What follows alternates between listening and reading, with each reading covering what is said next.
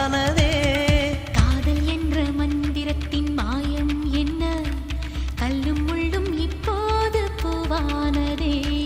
வானவில்லின் துண்டொன்று மண்ணில் வந்து யாருக்கும் சொல்லாமல் பெண்ணானதே. தென்மேற்கு பருவக்காற்று